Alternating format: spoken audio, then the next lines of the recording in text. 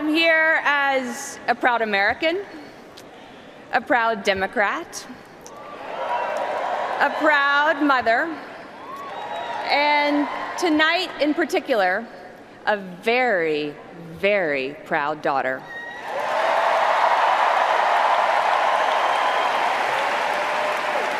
Mark and I can't quite believe it, but our daughter Charlotte is nearly 2 years old. She loves Elmo, she loves blueberries, and above all, she loves FaceTiming with Grandma. My mom can be about to walk on stage for a debate or a speech, and it just doesn't matter. She'll drop everything for a few minutes of blowing kisses and reading Chugga Chugga Choo Choo with her granddaughter. Oh, Chugga Chugga got an applause. Our son Aiden is 5.5 weeks old, and we are so thankful that he's healthy and thriving, and well, we're a little biased, but we think he's just about the cutest baby in the world. A view I'm pretty sure my mom shares. And every day that I spend as Charlotte and Aiden's mother, I think about my own mother, my wonderful, thoughtful, hilarious mother. My earliest memory is my mom picking me up after I'd fallen down, giving me a big hug, and reading me Goodnight Moon. From that moment to this one, every single memory I have of my mom is that regardless of what was happening in her life, she was always, always there for me. Every soccer game, every softball game, every piano recital, every dance recital, Sundays spent together at church and the local library, countless Saturdays spent finding shapes in the clouds, making up stories about what we would do if we ever met a triceratops. In my opinion, the friendliest looking dinosaurs, although my mom would always remind me they were still dinosaurs. As a kid, I was pretty obsessed with dinosaurs, and the day that my parents took me to Dinosaur National Park, I didn't think life could get any better.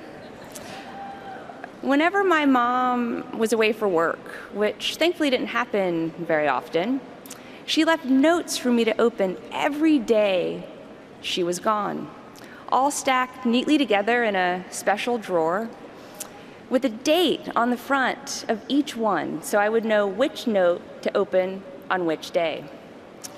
When she went to France to learn about their childcare system, I remember one was all about the Eiffel Tower. Another was about the ideas she hoped to bring home to help the kids of Arkansas. I treasured each and every one of those notes. They were another reminder that I was always in her thoughts and in her heart.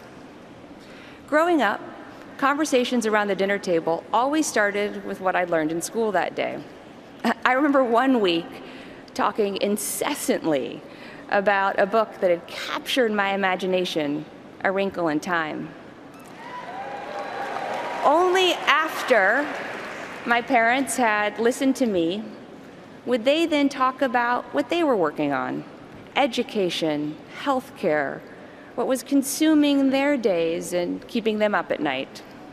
I loved that my parents expected me to have opinions and to be able to back them up with facts.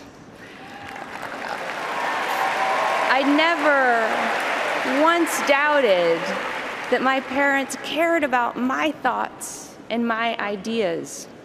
And I always, always knew how deeply they loved me. That feeling of being valued and loved, that's what my mom wants for every child. It is the calling of her life. My parents raised me to know how lucky I was, that I never had to worry about food on the table, that I never had to worry about a good school to go to, that I never had to worry about a safe neighborhood to play in. And they taught me to care about what happens in our world and to do whatever I could to change what frustrated me, what felt wrong. They taught me that's the responsibility that comes with being smiled on by fate. And I know my kids are a little young, but I'm already trying to instill those same values in them. There's something else that my mother taught me. Public service is about service. And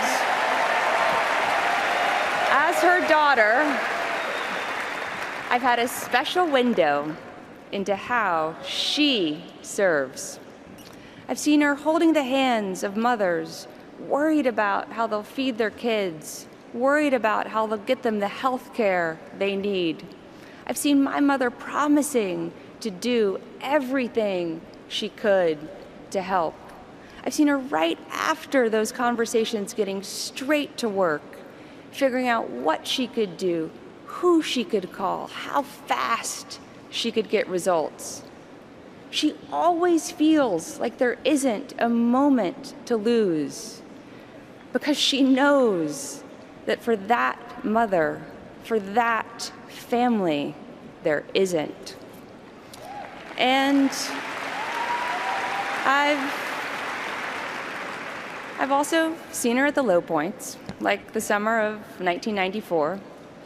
Several people this week have talked about her fight for universal health care.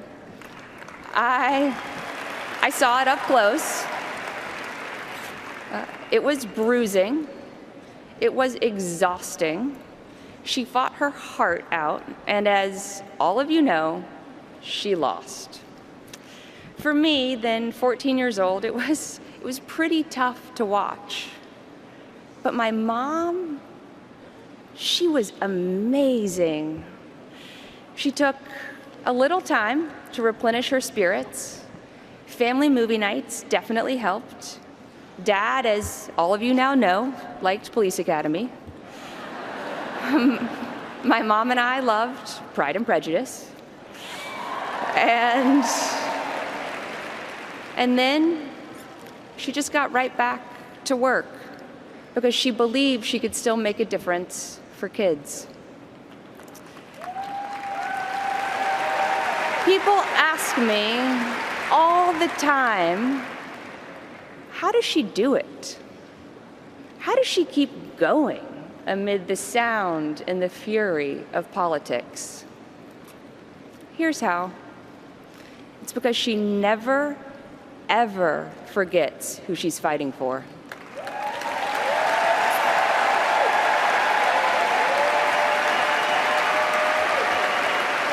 She's worked to make it easier for foster kids to be adopted, for our 9/11 first responders to get the health care they deserve, for women around the world to be safe, to be treated with dignity, and to have more opportunities.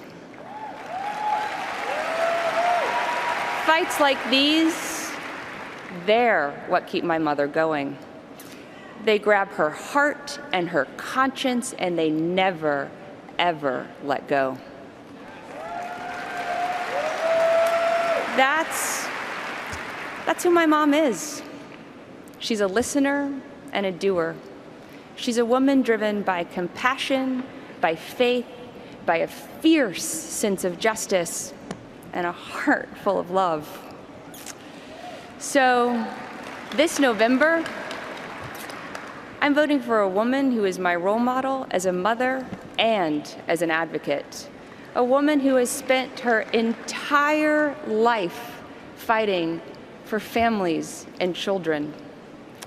I'm voting for the progressive who will protect our planet from climate change and our communities from gun violence, who will reform our criminal justice system, and who knows that women's rights are human rights, and who knows that LGBT rights are human rights here at home and around the world. I'm voting for a fighter who never, ever gives up, and who believes that we can always do better when we come together and we work together. I hope that my children will someday be as proud of me as I am of my mom. I am so grateful to be her daughter. I'm so grateful that she is Charlotte and Aiden's grandmother. She makes me proud every single day. And Mom, Grandma would be so, so proud of you tonight.